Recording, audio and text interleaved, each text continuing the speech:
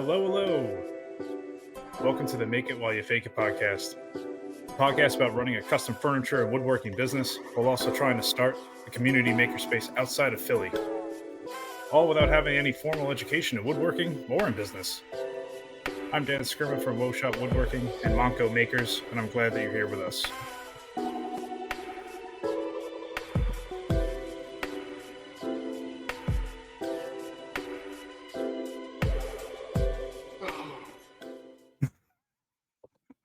We're never going to start a podcast without Jake making some sort of noise. What now? So for those of you who just heard that, while I was waiting for Dan to boot this stuff up, I'm just kind of scrolling social media and stuff, and somebody posted process pictures of making Reese's peanut butter cups by hand. What? But there's bologna inside instead of peanut butter. Oh, no. Oh, yeah. Oh, no. That looks horrible. You might be biting into that and just the disappointment. Oh, God. Honestly, I get that same disappointment from the box of chocolate thing when it's just horribleness. That's why I don't gamble. No. It's the same bad feel. You chew into some like flaky coconut. I'm like, God damn it. Ugh, yeah, gross. Horrible. If you're a flaky coconut guy, we're not friends anymore. So I don't really eat bologna. Is bologna raw? Do you have to cook bologna? You shouldn't eat bologna because I don't know what it is. Is it a pig? Like, what is it? Or is it just a bunch of crap mashed up together? It's just man flipping off God. That's all it is. It's gross. It's hubris. Ugh. Bologna. So welcome to the podcast. Yo, hey, what's up, everyone? Let's get into it. Yeah. So I'm Dan. You can find me on Instagram at Shop Woodworking. Try to spell it. And the podcast, if you want to follow us on Instagram, that'd be cool. It's at Make It While You Fake It. Because you need to account for everything. It's really fun balancing a lot. And then if you want to become a patron of the show and, be awesome and all that, all proceeds would go to the makerspace that I'm trying to start this year in outside of Philly. Patreon.com/Monco Makers. Do we have any patrons yet? Definitely not. See, you could be our first. I would love for you to be my first. Everyone out there. I guess not everyone, but one of you select. One lucky person's gonna be the first. All right. What should we give to the first patron? You got to get something fun. A spit and a handshake and a nice cold beer if they come to the shop. We could do, but we'll think of something. We could do better, but you'll get that too. I mean, we could definitely do better. You'll get that too. Off the top of my head. Off the top of your head, yeah. But yeah, so I started the entrepreneur class at Warren. It's going very well, actually. I've learned a lot of stuff in the first two classes. Oh yeah. How much have you fucked up over the years? Every time I take any classes remotely similar to that, the first couple classes or like the first little bit of the curriculum is just me internalizing the mistakes that I've made over the years. Right. Yeah. When I learn about something in retrospect. Oh yeah. So the entire point of this course, not just learning how to run a fully fledged scalable business, all that kind of stuff, but everything it takes to start it up and getting your business plan fully detailed to the point where you'll get your loan and you'll have people ready to invest. That's pretty much the whole point of the course. So I had, an outline of a business plan without having a lot of background in it. So the main thing was they're like, so here's what most people's mistakes revolve around. And he was describing me and I felt uncomfortable then. So like, direct call out. Oh, great.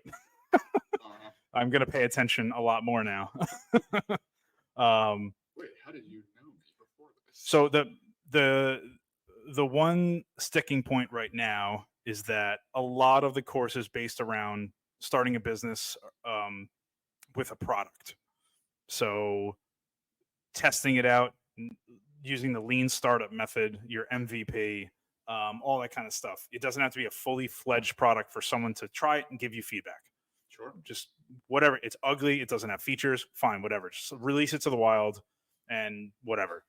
If people are complaining that your features are missing, that's great. You probably have those same features on the roadmap already. If they didn't mention those things, they're probably all not all that important as you thought they were, etc.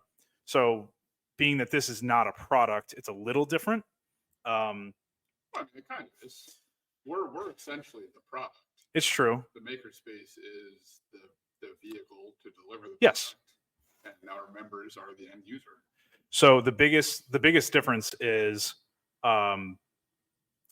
testing is the biggest thing from this last class, where you're basing this entire business plan on a hypothesis.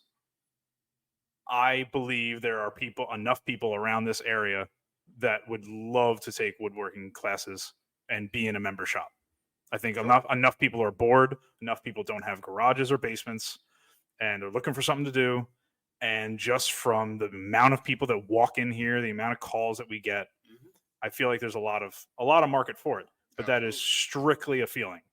I don't have numbers on that yet. I don't have the data to support it.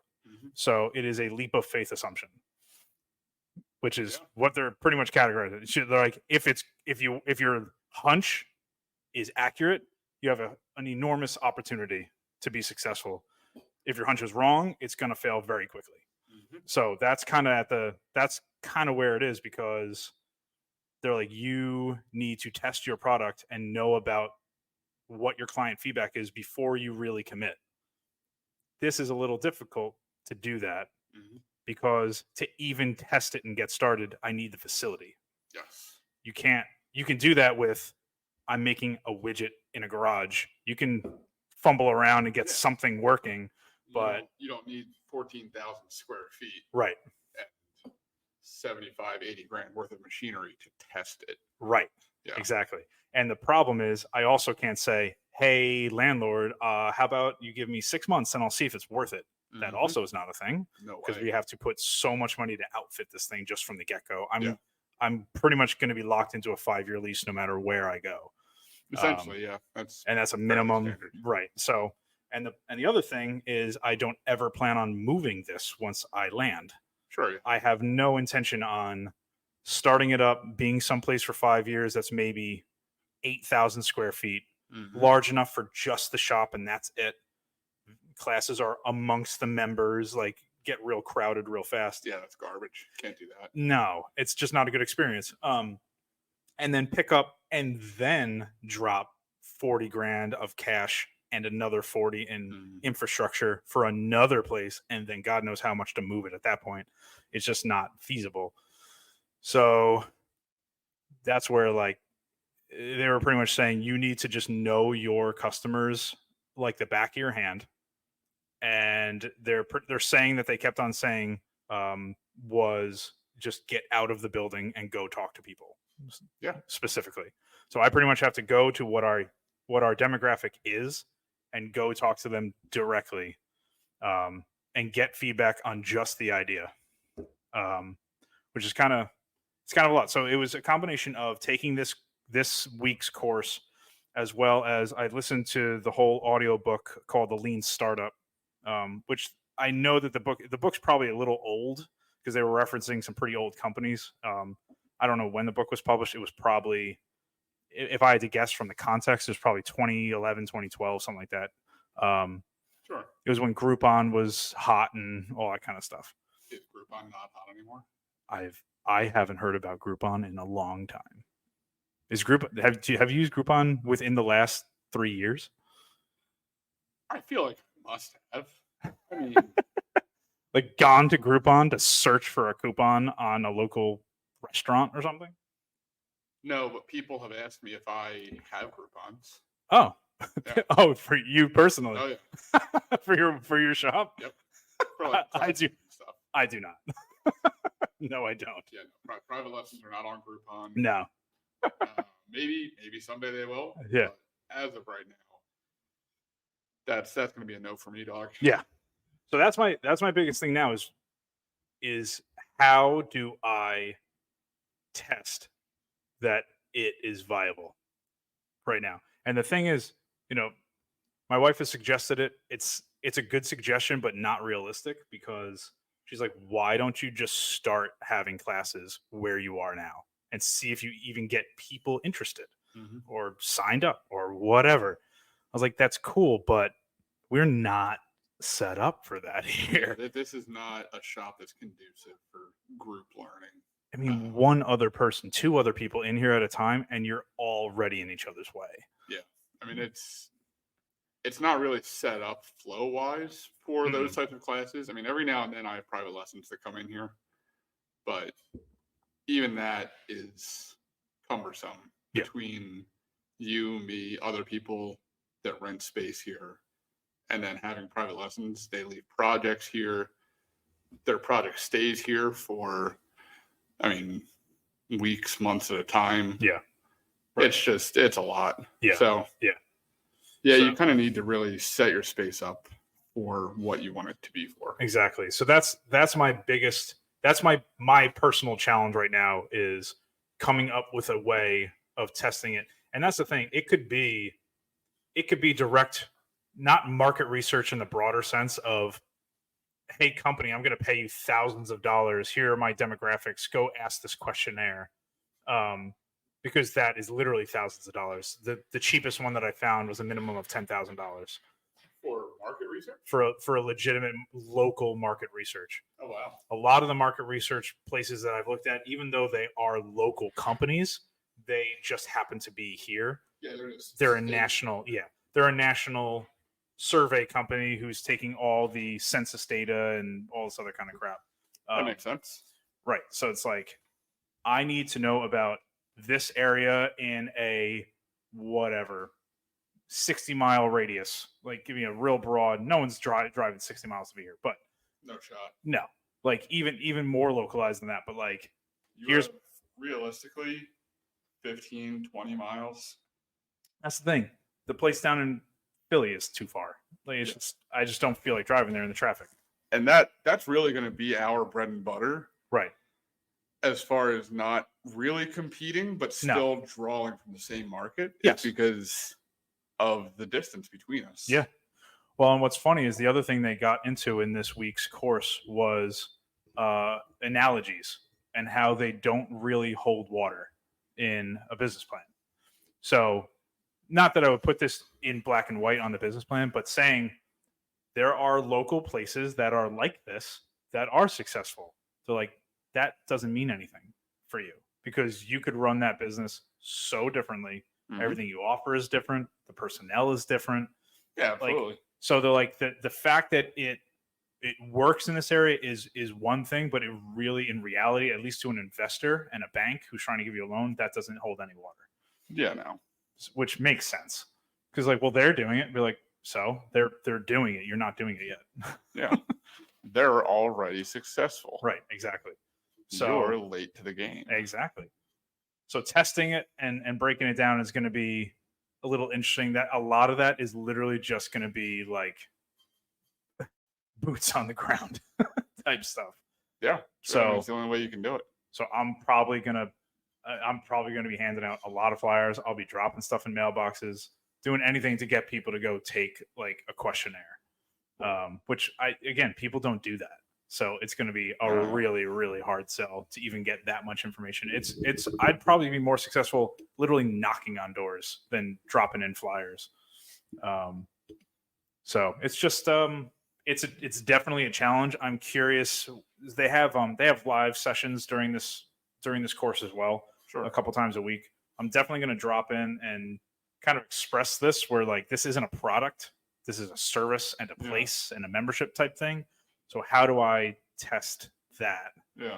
Because I'm, Makes sense. And again, outside of just talking to people, and even if I talk to people, what am I just going to tally it all up? Like, hey, today I talked to 15 people. 10 of them said they'd be interested. Like, I guess that's something. Yeah, I mean, that's kind of valuable data in theory. And another thing is literally just reaching out to everyone that has walked in here. Like all the people that have messaged me on Facebook and Instagram and texting and Google Maps and all those random places, like, hey, I'm doing this. Do me a solid and just go fill out this quick 5-minute questionnaire thing. I'd be curious genuinely if people would even commit. The other thing that was interesting is putting things in surveys that are a little bit open ended. Total no, which I get. Oh yeah, no, you have to Like, provide would you an pay? answer to Like, choose would from. you pay this amount of dollars for a membership? Horrible question. Okay. Because immediately we're like, well, no, like, no, I'm not even sold on it. Why would I just give you money right now? Like, initial gut reaction is no way. Or what services would you like to see? Yeah, no, it's What? if you're How do putting you out a answer that survey- and tally that? yeah. So if you're trying to get quantifiable data from a survey, you need something that has a fairly rigid structure, Right. and you need something that has specific quantifiable outcomes. Yeah. Right. Exactly. So I mean, you need multiple choice answers. Right. You need yeah. every question Yes, needs no, to have like 3 answers or something. Right. Like Exactly. And so when I tried to craft a survey on one of these survey sites. It's kind of like a DIY thing with AI built in, where like they kind of know where you're going. Use AI to generate 10 more questions, like where I'm going with this. Okay, they weren't great. So say, does that like yield any positive results? No questions were like groundbreaking that I wouldn't have come up with myself. They were not that exciting. I'm still on the fence about this whole AI thing. I'm not really sure it's going to be as useful as everybody thinks. Yeah, especially now that they are replicating people's voices. Yo, what? Yeah, have you not heard of this? I mean, The latest scam. The latest scam is your grandparents get a call from you with your voice saying that you were arrested and you need to post bail money. And old people are doing it. wow. Because it sounds like you. Because they took all of your stories and all of your video posts and everything on social media and they've created your voice. Ah, you see, this is why I don't post shit. This is why. Because of the grandparent scam. Yes. That is the exclusive reason. That's the reason. Yeah, no, that's entirely fucked. I'm very much not about that. No, that's not cool at all. But also, I mean, not gonna lie, feeling pretty vindicated over here. Yeah. Hell yeah. Social media is the devil. I mean, it might not be the devil, but it's like one of the horsemen. Well, that's a different episode. The Devil's Horseman. So what are we going to be talking about this episode, Dan? What are we doing? You know what? So I didn't tell you because I wanted your actual reaction. So I am a student of YouTube University. Okay. Yes, we've gone over that. Yeah, exactly. Would you even recommend that for someone who has never touched a tool before to learn woodworking through YouTube? Well, no, obviously come to our business and pay me to teach you. Well, yes, Come on, obviously. keep up. They don't have tools if they're looking at YouTube. But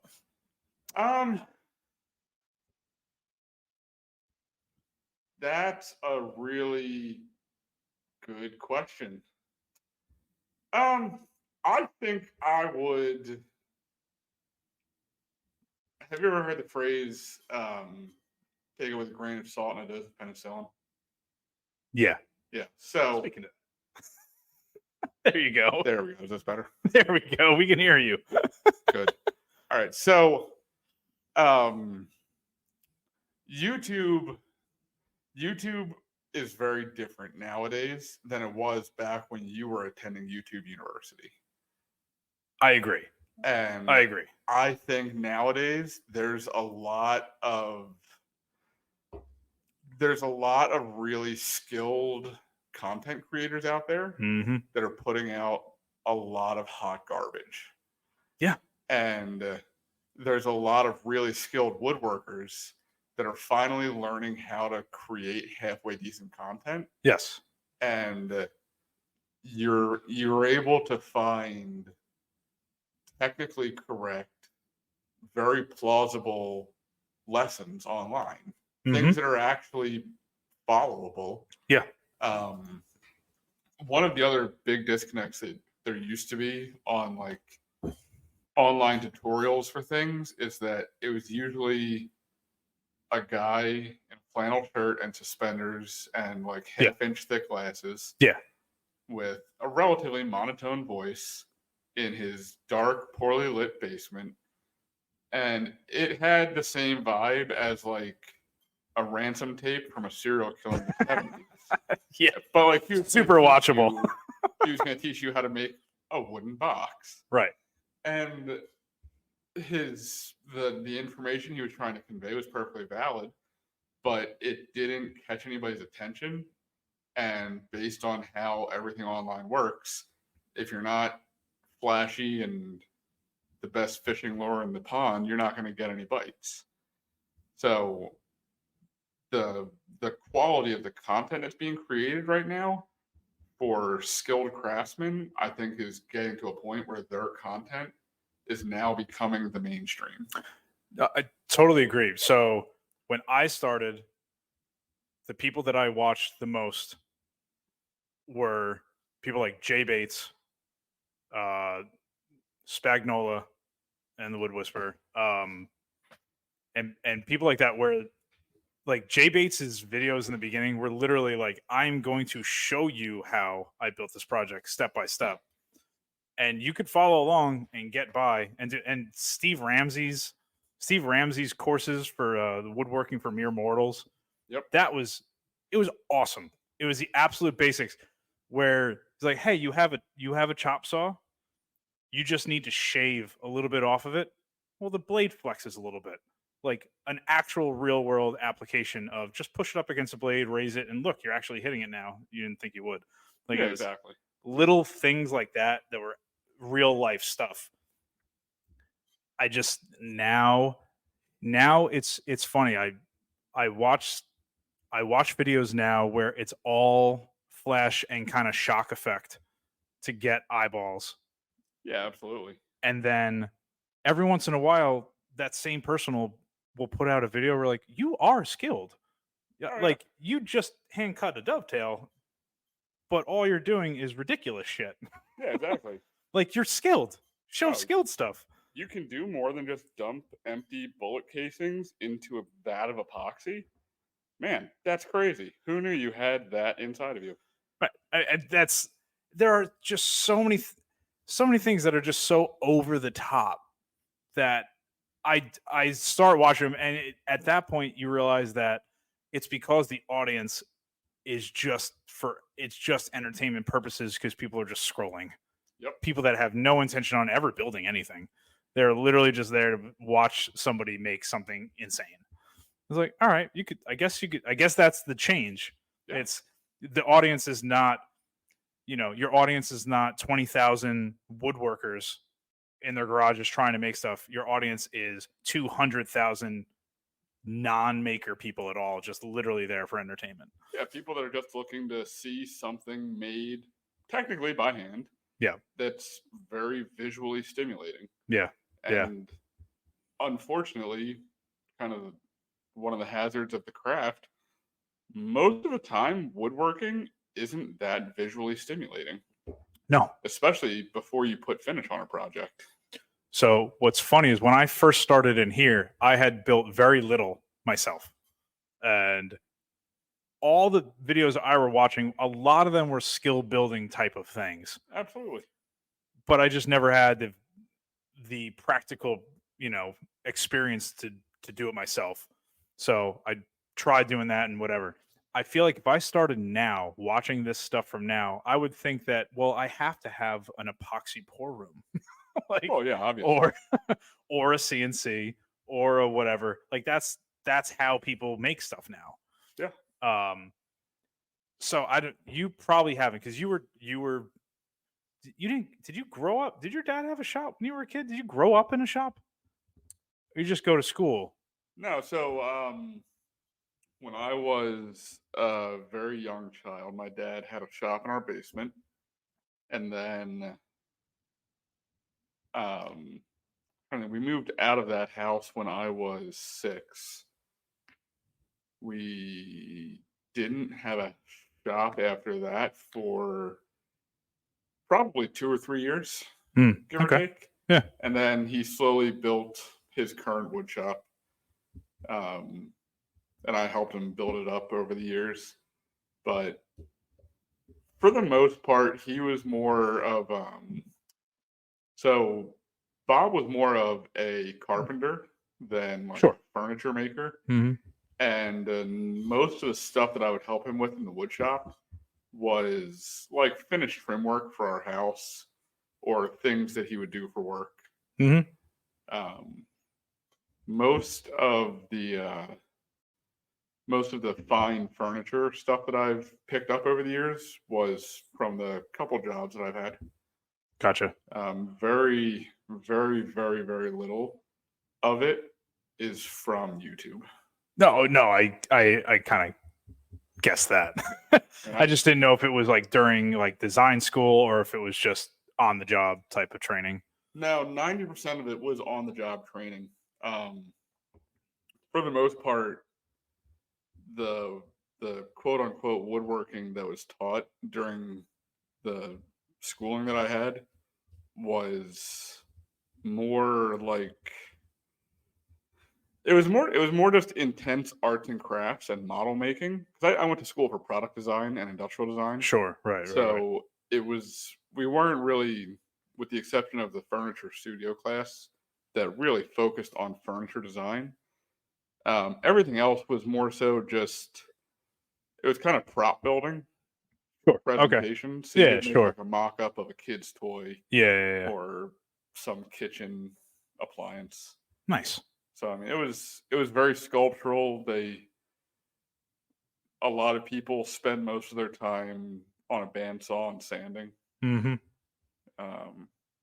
Yeah, I mean, it wasn't really a great woodworking program. It was more just a model making program. Gotcha. And that's really all you need for that field. Right.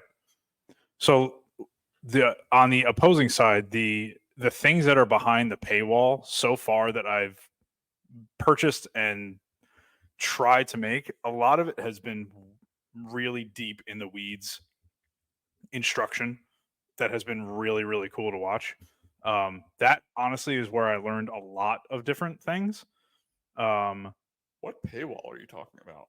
Like the Wood Whisperer Guild. Oh. Like stuff like that. So where like you buy plans, you have the plans. Maybe they include templates for something like the chairs and stuff like that. Sure.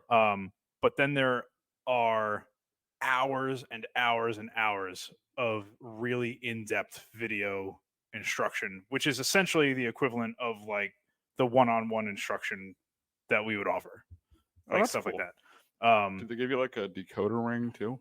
I mean, if you ask, Mark will probably send you one if you ask for it. He has them. He definitely has them.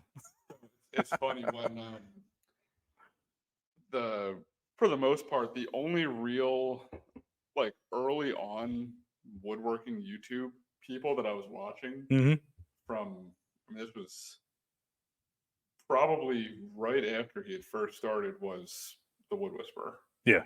I saw him when he was just in his garage with the most basic setup. And I legitimately thought, I was like, yo, this is just a dude doing things. And I was so hyped about it. Yeah.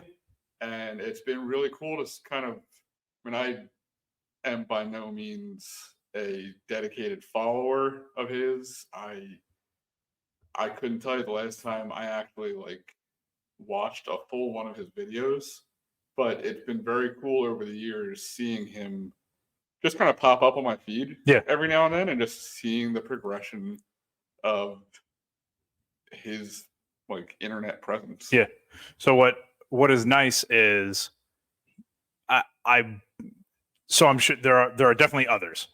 He is definitely on a short list, at least of people that I know that I have followed, that he has stayed true to not needing shock effect for just about anything. So like he's one of the people that has essentially led the charge for when they show tools or stuff that they're using, or if they're expressing an opinion on a tool or a thing or whatever, he fully expresses everything about his relationship with that brand ahead of time, Oh, absolutely. which Yeah, is he's so very upfront about it's it. awesome, and he absolutely hates it when people don't. Yep. So that has been super, like, that's super noble to, like, essentially take the people that would pay you a lot of money in ad space, and you're just like, you know what, I just don't like that product, so Yeah. they can pay me whatever they want. I'm not gonna just blow smoke up their ass. Mhm. And he encourages everyone, and he he has so many rants about people that don't do that. Oh yeah. He's just like, you're telling people to buy shit that is horrible. Like, what are you doing? It's like, well, they paid me a lot of money for it. It's like, Yeah, it's like, dude, you're cancer. it's horrible to do that. Yeah. But no, even his stuff now is still just furniture for his house. Yeah. It's stuff that he wants to make. And the guild has some awesome. It has some really awesome. I've bought probably 3 or 4 plans from there. Plans on making them eventually, because obviously they're for me, and I'm the worst client for myself. Oh yeah. There's no money in that. Exactly. I mean, hell, there's wood we have in the hallway over there that I bought the plans for the blanket chest from the Wood Whisperer Guild. Oh, well, that's saran wrapped maple out. So this was when I had no milling tools. I had no joiner. Sure. I had a lunchbox planer, and that was it. And they had an agreement with a local lumber yard, like, use a Wood Whisperer code and for this project, and you can get the whole pack, essentially the raw materials. Oh, like all jointed plain. It's all, I think it's like S3S or something. Okay. So I bought that lumber and bought the plans when Harley was 6 months from being born to make it for her. She is 7. Dog. I've had that wood sitting around for 7 years, which began, hey, I'll make this for her room one day. Sure. That turned into, I'll make it to give it to her to go to college. That's my new expectation. I'll make it in another 10 years sometime. You're gonna hate that. I know. You're gonna make this 200-pound wooden chest. And I'm gonna have to carry it to her goddamn dorm. Have to carry it, probably up to like a 3rd floor walk up. Yeah, with a non-air conditioned crap dorm somewhere. Yeah.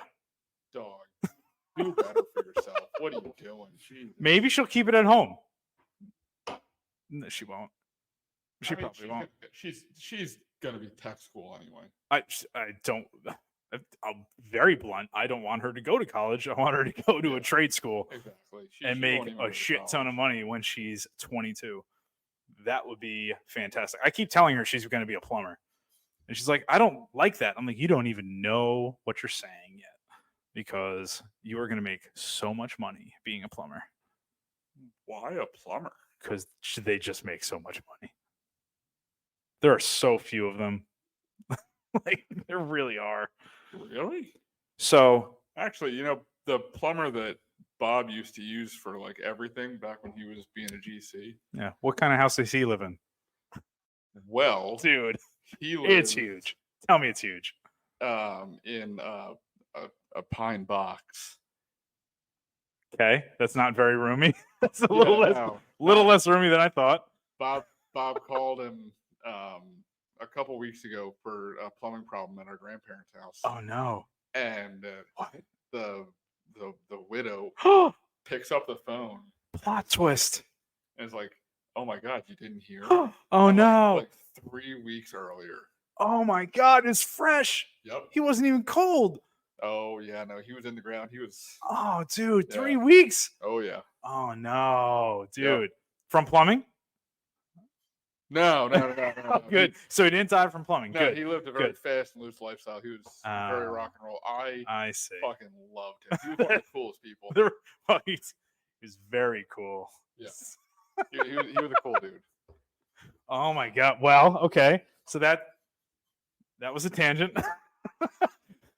So I want my daughter to be a plumber. Well, I know a plumber who died. Jesus, Hey, man. really taking that down. But yeah, no,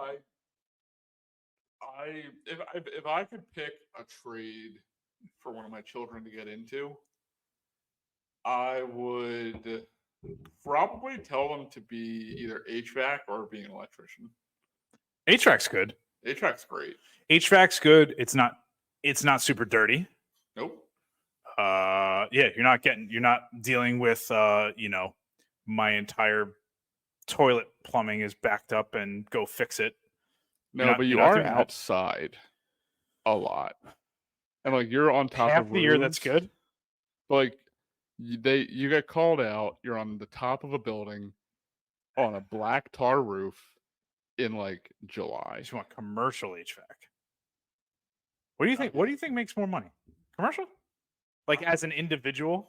Because if you're commercial, you're generally going to be part of a company. Like residential, you can just be on your own.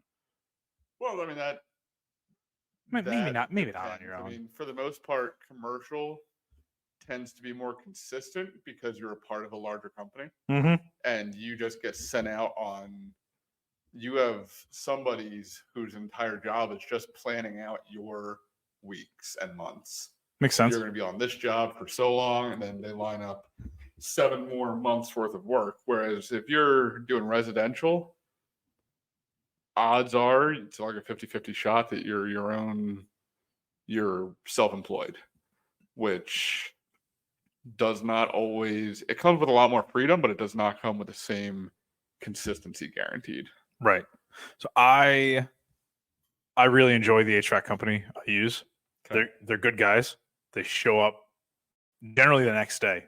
They're a company. They're not. It's not an individual guy. All right. But they're everywhere around here. And when you call, they answer the phone. They schedule it for the next day.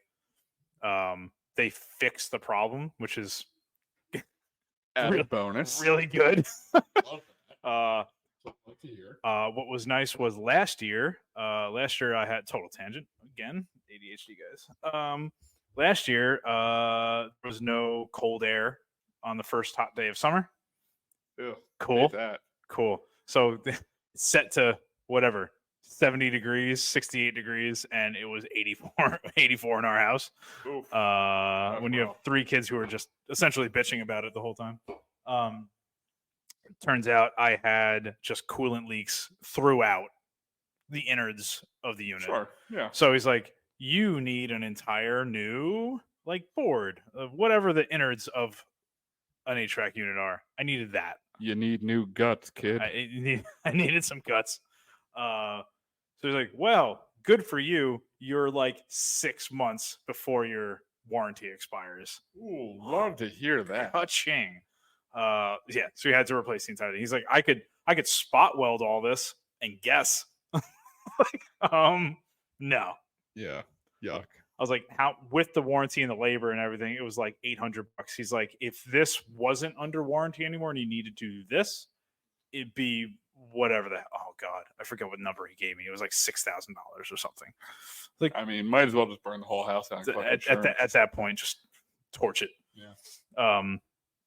Yeah, no, but HVAC's not a bad one. That's a pretty good one. Yeah, there's definitely some money. That's not bad. Electrician's dangerous, but also a lot of money.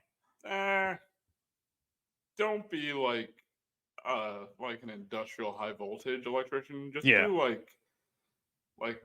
residential low voltage controls, things like that. So I think that would be a more fun job than others. Sure. Because you have to figure shit out. Because you are essentially walking into every previous owner's mistakes. Yep. Who DIY'd the crap out of it. Ooh, also sprinkler technician. Sprinkler technician? Yes. That's a very lovely sounding name for that. Person who works on and installs / maintains sprinkler and fire suppression systems. Oh, you mean indoor sprinklers, not yard garden sprinklers. I was like, yes. Really? I was like, you want fire like that job sounds like it sucks. Because with new changes that are happening in the building code, more and more and more buildings are required to be sprinklered. It's not bad. Soon, I don't know exactly when, but relatively in the grand scheme of things, in a cosmic sense, soon, most, if not all, buildings are going to be required to be sprinklered. New construction. Yikes. It's a lot. So one of the buildings I looked at for the makerspace was an old lab. Sure. There was a drop literally every 5 feet, pretty much in a grid pattern in the entire room. Like, was this the one right next to the turnpike? No, this was the one that was behind the Chick-fil-A. I gotcha. So old lab. He's like, yeah. So obviously, if you move in here, we would be cutting all, because they weren't just at the ceiling level; they were all dropped to literally desk level. Yeah. So they were 7 feet off the ground. Yep. Every 5 feet, literally in a grid in the entire room. So like you were just walking into shit the whole time. That's terrible. He's like, yeah, all of those would be cut all the way back, but I could guarantee that was way more than code would require. Oh yeah, well, that was in a lab, specific whatever. Yeah, to whatever they were testing in there. Chemicals that could spontaneously combust and whatever. You'll have that. Yeah, but oh, did I tell you the cool thing about the lab space that I had sent you that was right next to the turnpike? So I did talk to them, but no, go ahead. So the company that used to operate out of there, they've since moved to a bigger facility. You know what their big claim to fame was? They were like a CSI crime lab. Oh, nice. Who'd they put away? OJ? OJ Simpson. Oh my God, was it? Dude, that was the first guess. OJ Simpson's glove was processed in that lab. Get out of here. Yep. Wow. Where was that trial? Was that a trial in California or LA? I don't even remember. Something about a white Bronco. Well, I mean, I was looking for a state, but okay. Yes, a white Bronco. That's really all I know about that. Wow. Something about if the glove doesn't fit, you're full of shit. I remember my parents watching that religiously on TV. Really? When was that? That is a good question. I don't know. What, over under, before or after I was born? If I remember it distinctly, I was probably over 10. So I'm going to say you were born. We'll see. Oh, man. I'm going to say you were born. Oh, no. You know what? Yeah. Judging by, because I'm really the only thing I'm familiar with is the Bronco itself. Oh, yeah. You were born. Yeah. No, that Dude, was... 94 was a hell of a year. Okay. What month in 94? Oh, Jesus Christ. Fucking baby. No. Let's see. The trial spanned 11 months from November 9th, 94 to October 3rd, 95. Okay. So when that trial started, I was 13 months old. I was still being measured in months. That's gross. That's right. That. Oh, that's gross. Jesus. Oh my God. So you, oh my God, you don't even remember 9/11, do you? You were 4. I do. Hold on. Dog. What? Oh, you're a baby. What? How are you doing math over there? Because you said you were 13 months old in 94. Okay. And what year was 9/11? Okay. Okay. There's the gears turning. You still don't remember. I was in first grade. No, you don't remember. No, I'm sorry. You're right. I was in second grade. And so, plot twist. Okay. Bob and Patty. You know what? No, Harley would have remembered now. Yeah, okay. So, Bob and Patty were literally signing the papers. Oh, you told me this. For the house that they live in now, as one of the planes was hitting the buildings. And like, people were walking into the office. Dude, it's so fucked up. And people were like, oh my God, you should see like what's going on right now. And I think like their agent had heard about it and they're like, no, just fucking sign the papers. Oh my God. Yeah. I don't know whether to commend the realtor or just. I mean, in hindsight, kind of greasy. Not gonna lie. That's pretty greasy. Yeah. Just shut up. Just sign it. Yeah, just sign it. My commission's right there. Shut up. Just sign it. Oh my God, dude. That is gross. Yeah, Wow. I was in health class. that's crazy. Yeah. I was in second. I was in health class as a junior in high school. Good Lord. Yeah. And you were just shitting your pants in second grade. It was a good year. Especially because of the pants shitting. I mean, to be that young that year, fucking great, dude. was a good Oh my God. Yo, you could still read books and go to Pizza Hut and get pizza for it. Wow. Pizza Hut still had like a buffet style bar. They had like the agreement with like Scholastic something. That little stupid shit magazine they'd send to school. Yeah, I get those now for my kids. Like, hey, it's book week. I'm like, you know what they do? They literally line the hallways with books, and the kids have to pass all of them on their way out. So every single day, they yell at you to buy them another book. Goddamn. Talk about greasy. Yeah, definitely hate that. The books are horrible. They're Really? they're really bad. Oof. I mean, I don't think I was reading anything amazing back then, but ugh. So yeah, my daughter's reading Harry Potter now. Really? Yes. Huh. She read very early. Good for her. Yeah. Yeah, man. Definitely got plumber written all over it. For sure. See, that's the problem. She's really fucking smart. Like, and that's the thing. To be like a really good plumber, they're not dummies. Like, they're smart people. Yeah. She's kind of next level smart. Which, if she's next level smart, I don't think that's the right kind of brain to be a plumber.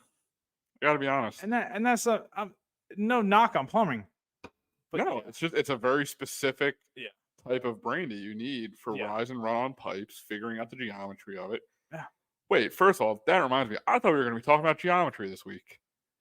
I got all hyped up last week. You geometry? You talked about geometry. What, for golden ratio and shit? Oh, dude, you told me we were going to talk geometry this week. I got all hyped, dude. That's why I didn't tell you the real topic. I even screenshotted a thing. Oh, you prepared. Oh, that's cute. I screenshotted a thing. Hold on. You don't even social media, but you screenshotted things on your phone? Exactly. Look at you. It was the first thing that came up when I opened Facebook a couple hours ago. It's just growing up before my eyes. It is literally a comment from you. What? That just says, yeah. I'd just hold it and draw a line. Math is lame.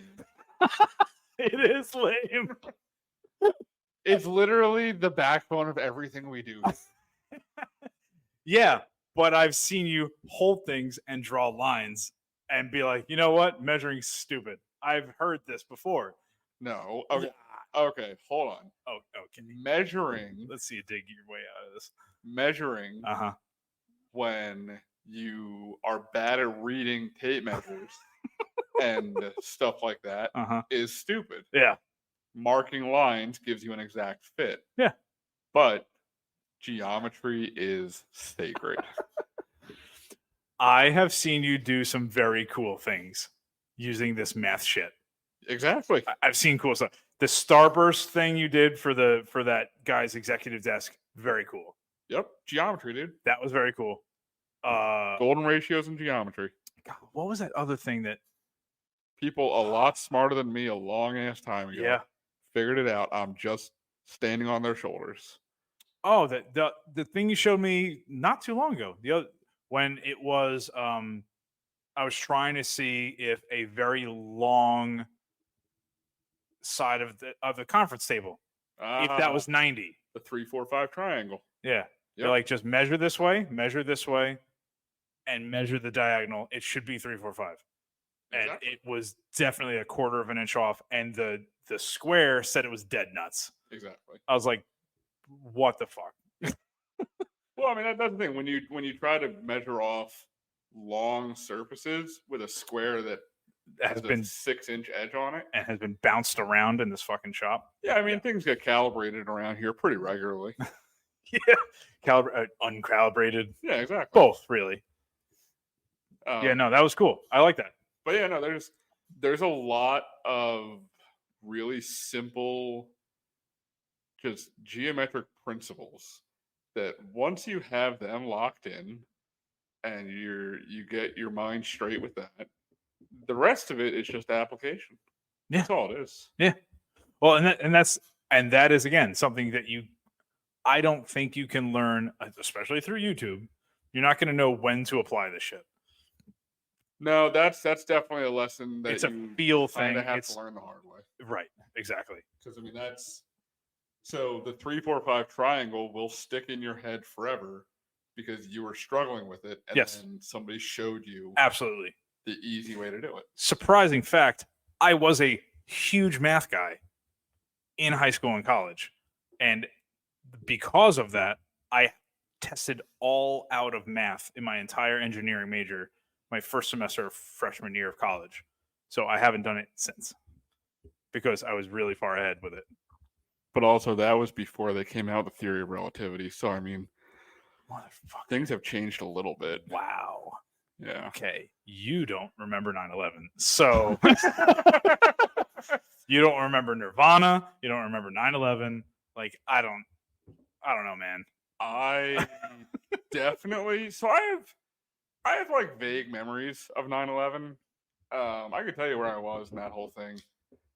You were in second grade. Definitely Shitting your pants. I don't have any real memories of Nirvana at all. I mean, no. I mean, he died in 94. So. Oh, wait. I mean, that makes sense then. Cool. Yeah. They were only popular for like 5 years. Really? Yes. Same thing with like, look up how long Jimi Hendrix played. Hold on. Yeah. We'll be right back. Yeah. After our we don't have sponsors. Yeah, but like someday we'll get sponsors. You know what? We'll like retrofit them in. That's true. We'll do freebies. This one's sponsored by the Wood Whisperer Guild because we talked about them before. I mean, that's it. It's good stuff. That's as much copy as I've been given off the top of my head. Yeah. I think it was something like 2 or 3 years. What did you Google on this phone of yours? How long did Jimi Hendrix play? Oh my God. I've got a lot of articles on how long could Jimi Hendrix play upside down. Oh no. I need to teach you to Google. Oh, dude. Something about he was born in 1942, so that's something. That was something, yes. Well, okay. You know what? Not for nothing. It was longer than I thought it was. Which is weird. So searching on Google, it gives you like some highlights at the top. Years active. Years active. What the hell is that? I mean, that's when he was active professionally, when he was performing. I guess. I mean, that makes sense. So, when did he hit it big? 1967. See, I would have said earlier than that. So it says years active 63. He wasn't huge then though. So when he hit it big was 67 and he played till 70. Why did he stop? Did he die? When did he die? Is he still alive? Yeah, Jimi Hendrix is still alive. I don't know, man. He'd be 80. Oh my 80 God. something. No, he overdosed. No. Oh no. No. Yeah. Asphyxia while intoxicated with barbiturates. Man. Yeah. So when I don't really care how he died. In 1970. In 1970? Yeah. That explains why he stopped. Pretty much at the height. Because Woodstock 99 or it's 99. Woodstock 69 is when he did the national anthem. Oh, really? Yeah. That's cool. At his height. So 3 years. So Jimi Hendrix, he peaked. In 3 years, and he was done. He peaked and then he fucking fell off a mountain. Well, no, he overdosed. Same thing. Were you at Woodstock '99? Yeah, I was. Are you serious? No. Oh, fuck off. I could have been. I was 14. I feel like that would have been the perfect. That would have been awesome. I mean, that's not far. Did you see the documentary? I did. Dude. Oh my God. I did. That place is nutty. Have you been there? To Woodstock? I've driven through Woodstock. Well, I've driven through Woodstock, but have you gone to like no the whatever that was? The No. airport that they held it at? No. I mean, it just looks like a little mountainside, right? Oh, really? Like it's like nothing. Like the locals just providing them with food and water. Oh no, I'm talking about Woodstock '99. No, that's what I mean. Like 99 was just as bad. Yeah, Woodstock '99 was like at an airport. An airport. Oh, yeah. That's right. It was on. That's it was right. all on like blacktop and tarmac and stuff. No, I was thinking of the '69 one. That's right. Okay. Yeah. I'll be honest. I wasn't at either of them, and in hindsight, they both looked miserable. Like they both just looked like a bad time. So if they had Woodstock 25, you wouldn't be going. You would go. Where would it? I mean, it's named Woodstock? It would be in Woodstock. I'll be honest. I don't think I would do it. I don't know what bands would play. Like it would be everything, dude. I guess. I'm really pissed. One of my favorite bands. So they very rarely perform in America or perform in Philadelphia. If they are in America, they're usually West Coast. And I just found out. I knew they had so the band's called Sleep Token. Okay. They had a show at the Garden that I knew about. They announced it. They dropped that for a. That's not a no-name band if they're at the Garden. No, exactly. I mean, it's like a relatively. It's fairly big. And I thought about getting tickets for the Garden, but I hate going to the Garden. Like it's just such a hassle. Likewise. And it's once you're there, it's great. And if you can make like a whole weekend of it, great. But I just don't want to do that. Yeah. And then I found out 2 days ago, they also announced, and it's since been sold out, a show at the Met in Philly. Yeah, you StubHub that for sure. You can definitely, you can always get tickets. Half of them are just bullshit bots at this point. I honestly didn't even look up what the resale market tickets are going to be, because it's going to be just disgusting prices. Yeah, I mean, so wow, yeah, I haven't. So I personally, I do not like going to stadium or arena shows in general. Yeah, no, very, very against it. I'm much more for the Pit. Yes. So not only am I for the Pit, but I can't be at a show that's so big that I'm either watching a screen or the drums are delayed from me hearing them from when I'm watching the drummer hit them. I can't stand it as a drummer. Yeah, no, I absolutely can't. And so like I looked up Blink tickets because they're coming to Philly.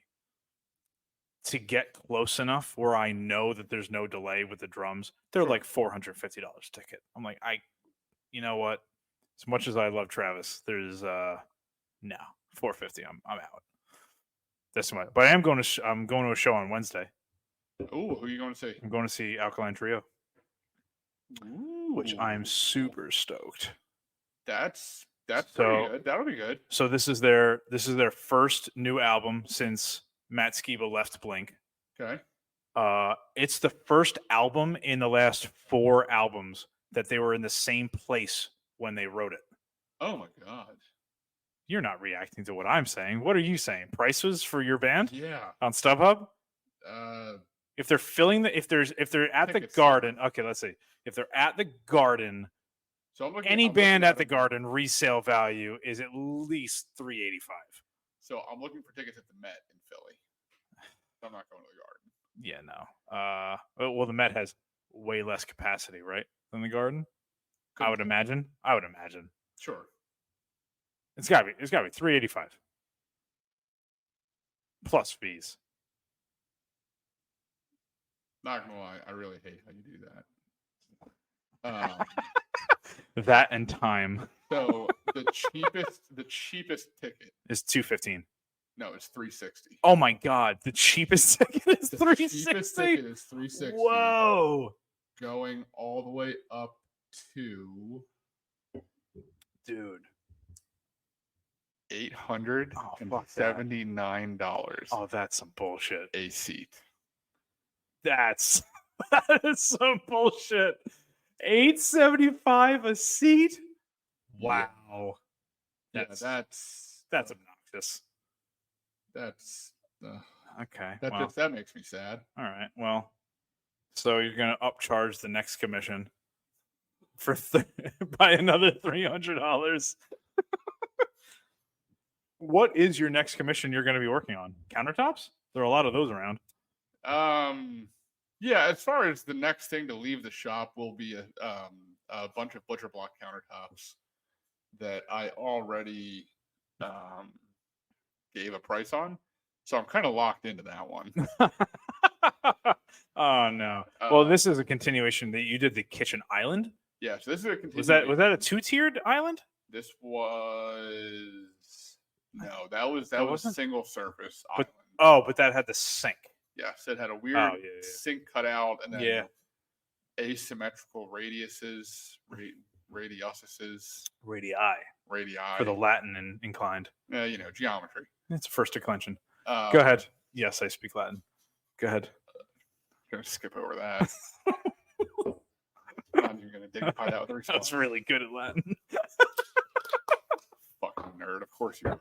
I didn't want to speak a language you had to speak. It's a dead language, so it's only written. Awesome. And yet here you are speaking it. Agricularum. It's fine. Go ahead.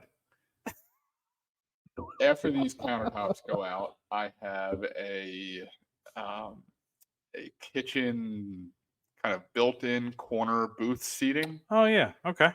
And then after that, I have some custom doors that I have to kind of recreate, but also completely make from scratch. They're interesting. They're Dutch style doors. Nice. So I guess technically it's 2 doors.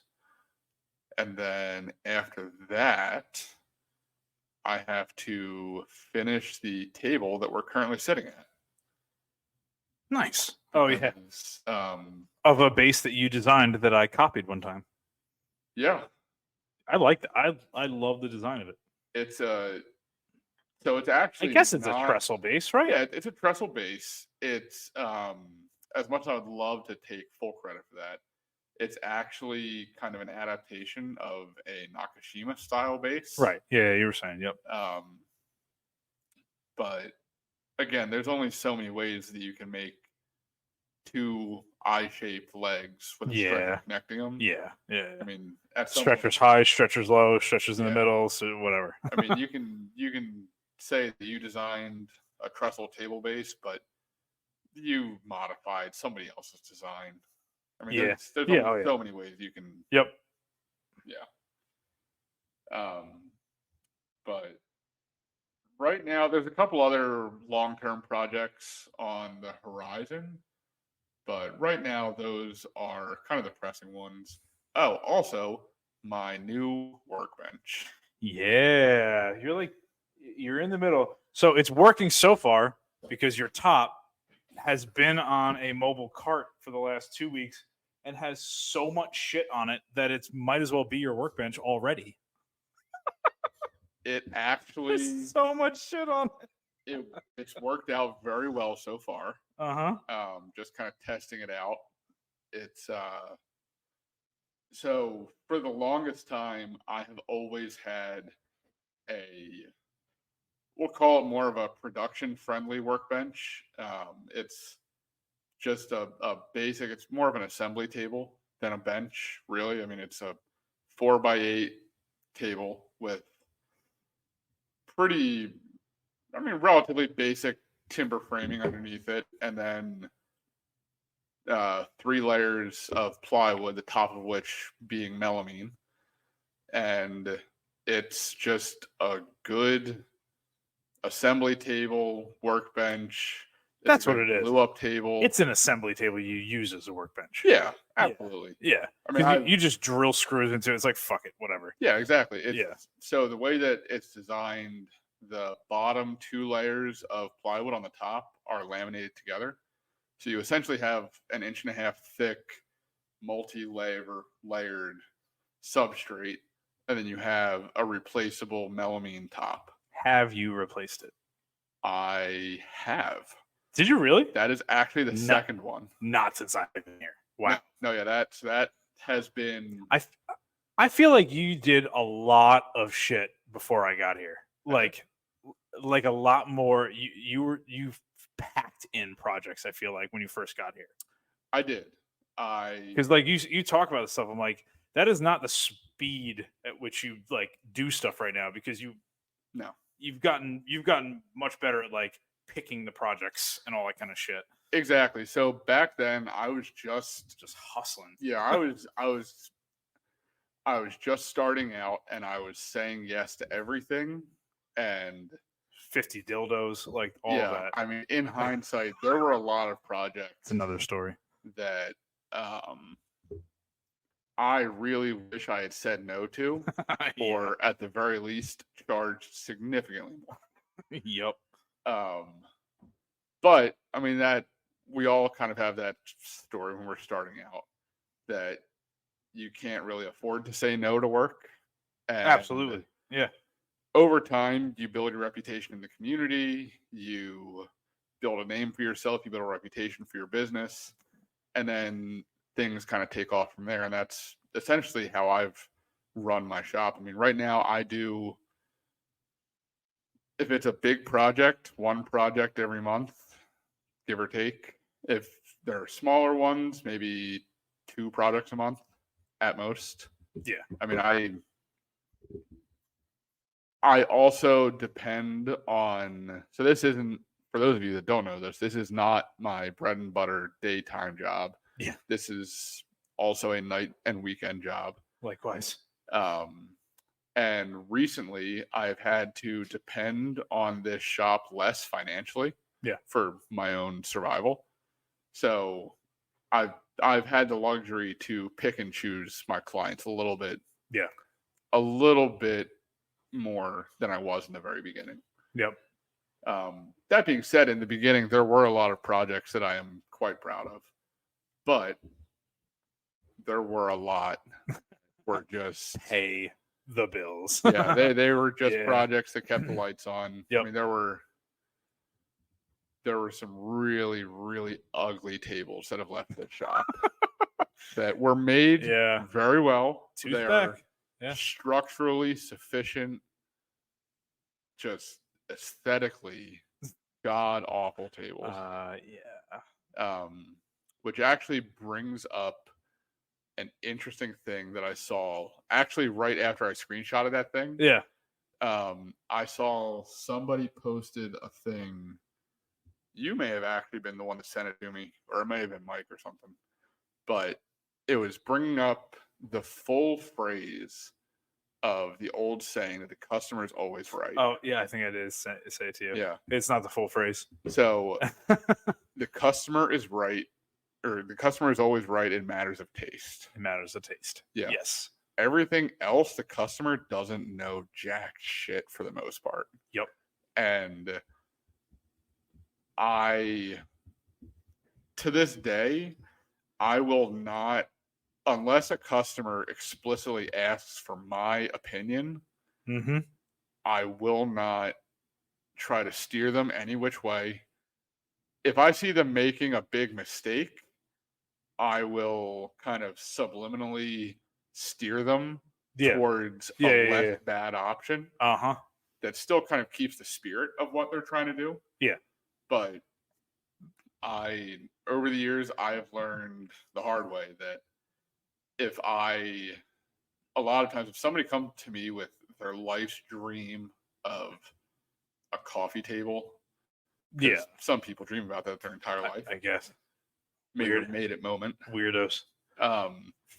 And I think it's the ugliest thing ever They at one point thought it was a good idea. Yeah. And if they're coming to me, It's they're design. willing to It's pay like for whatever. it, Fine.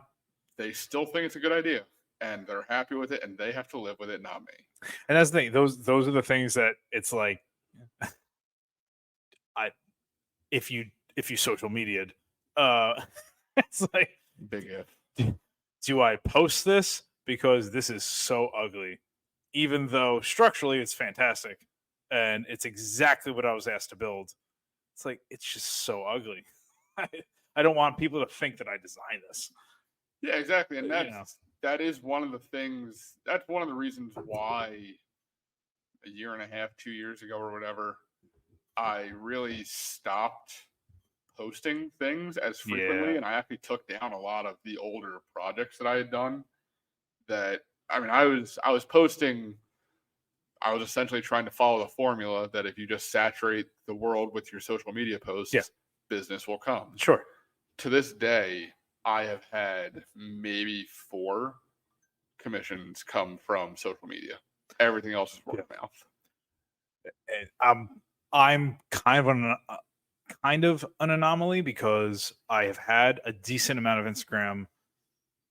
I've had a lot of Instagram. I've had a lot of Google Maps kind of stuff. Like I said, That still blows my mind. It's nutty, but like, I can't say that those are my favorite projects, but they have at least seen stuff that I've done and have liked it enough to reach out, which has been good enough. That's the thing. A lot of times people are coming to me with, honestly, it's been happening more recently where they've had more of an idea of what they want and they've given me a little bit more creative freedom.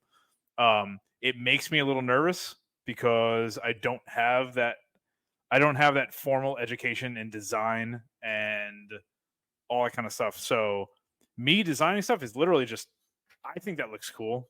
Like, what whatever. Do you like it? So I'm just at this point suggesting and validating. Like, I think this looks good. Do you think it looks good? They're like, wow, that's awesome. I love it. All right, cool. Or I don't know. I was thinking something else. Something I'm doing. I'm working on a person. This is the first live edge I've done in a while. I'm talking with a client now for a live edge bar height. It's essentially a small table that you can fit 6 stools, two on each side and one on each end. Sure. Not too bad. They found one that they liked, but they really hated the base. They hated the way it looked, whatever. But they just knew they wanted a live edge. They had a dimension. We want it out of walnut and black metal legs. I was like, okay, here are the dimensions we want. We just hate those legs. I was like, okay. So if you want to tuck stools in, you can't have a bunch of shit in the way. Yeah. Fine. So I literally just went to Etsy. I was like, found something. So I have a local guy who I haven't worked with yet. This would be my first interaction with him, but he reached out and said, "Hey, if you ever need metal legs, I make metal legs for table bases. I started my own little welding thing or whatever." And that was at least a year and a half ago. So I had to search Messenger and find him. But he's asking all the right questions of dimensions on the type of material, on all the different nuances of it. And they like the design, and it's not anything exciting because it's a bar height and it's not a large table. Sure. I wanted something that was tapered because otherwise it's going to rack and rock around or whatever, just because it's so tall. Because it's only a 4.5 foot wide by 2 foot deep table, so not super big and not super heavy, right? So he just went with it. It's a basic box with a middle support, middle stretcher in it, all welded together, and then each end has a slight taper to it from maybe like 20 inches to 24 inches wide or whatever. Sure. So not super exciting, but I'm excited to work with a new local person for welded table base legs. Because that's the thing, I could have bought it on Etsy for like $200. I'm like, but that's gonna be crap. I was like, It's all the stuff that I'm finding on Etsy is all aluminum and whatever. It's lightweight. I was like, Can't have that. nah. No lightweight. And yeah, as we're recording this, he's like, "Do you want this to be aluminum or steel?" I'm like, "Definitely steel, and go for it. Just make it heavy." And so we'll see. But like that's like that's a light design thing because it's not all that exciting. It's just like I know I want this. I just don't like that. And So- that's honestly, that's most of my customers come to me with that exact phrase. Yeah. Hey, I saw this. Yeah. I like this part of it. Yep. Hate the rest. Yeah. What can you do with that? Yeah. I mean, recently I had to give an estimate yesterday around 2 kids' beds. They wanted 4 drawers in them. They wanted a bookshelf on the end. Mhm. They wanted it to be a little higher and a platform bed, and then tufted like fabric panels in the same wood, like framed in the same wood, mounted to the walls. The wall behind them has a headboard, and then I guess a sideboard, for lack of a better word. Gotcha. So I was like, all right, yeah, sure, I can do that. So I went to their house. We measured some stuff, but like he said, I found what I wanted, but it's on Wayfair, and it's just I know it's trash already, especially because it was like $300. I was like, I know it's trash. So the guy had a healthy budget. I was like, you know what? I'm just gonna estimate this with some really good materials, with Blum undermounted soft close, like the whole freaking thing. Gotta love a guy with a healthy budget. Dude. Yep. And a new so that's on the horizon. We'll see if he goes for it. And then a record cabinet, which I'm super excited about. Very cool. Also a healthy budget and design freedom with a couple parameters. They have large factory windows like we have in the shop. Sure. And they don't want the UV hitting the records. So they just want some sort of vertical cover, so they're covered from the sun. They can pull them out, and they could sift through them easily without having to like get within an inch of the records and tilt their head to the side to read everything. So turn to the other way, it's facing them a little bit to be able to flip through them. So I was like, I love that. And he showed me some pictures of apartment. It's going to be pretty cool. Nice. Yeah, so that's the next stuff on the horizon. I think that's probably it for. I think we've ADHD'd our way around 12 topics. You even squeeze the dimension one in there. Got You got a taste of it and had to throw it in. And that's just a taste of That's just a taste. We'll come up with a backing topic for that one. So where can they find your inactive social media account on the internet? So my social media account, I'm actually just about to post Really? some recent pictures. Nice. I have a dining room set that I need to post. Mm-hmm. That turned out really good. I'm actually really hyped about it. With the chairs you designed? Yep. Yeah, those are cool. Those are cool. That's a great example of a client that came to me, said, we have this dining room table. We don't like the way it works. Yep. It doesn't fit the space good. How can we change that? Yeah. So they wanted a table. So it's a family that they're really big on entertaining. Mm-hmm. And they wanted a table that was counter height. Yeah. So they just redid their whole kitchen, and they wanted to be able to, in the event of a party, they wanted to be able to slide their table over to their kitchen island to make a giant island. That's cool. It's a really cool concept. It's like an extension leaf, but it's a part of our kitchen every day. Exactly. Just not connected. So we designed a custom counter height kitchen table. The table itself has 4 kind of, we'll call them bar height chairs that normally live with the table.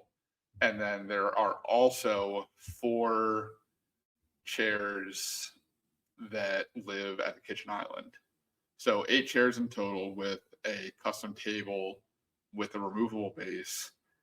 And one of the cool things that I like about this table design is that the leaf for the table lives inside the table. Oh, yeah, that's cool. So you don't need to store it in a closet somewhere. It's just there always. That's awesome. So yeah, I have to post that, and then I have to post the shrine that I made. Oh yeah, at the absolutely. School down. That's cool as hell. Yeah, Yep. that was a cool one. Yep. And then,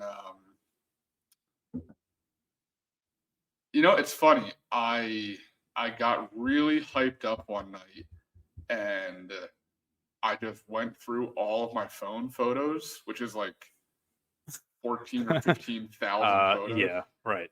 And I thought about like using one of those apps where it automates your social media posts. Yeah. And I have a whole pick an album and every day post one of them. Yeah. I have a folder on my phone with all the cool shit. Uh-huh.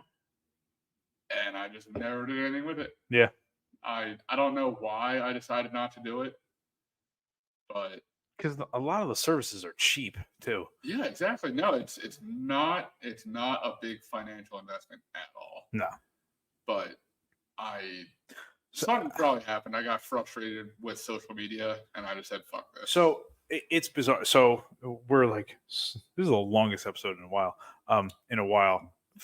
Number three.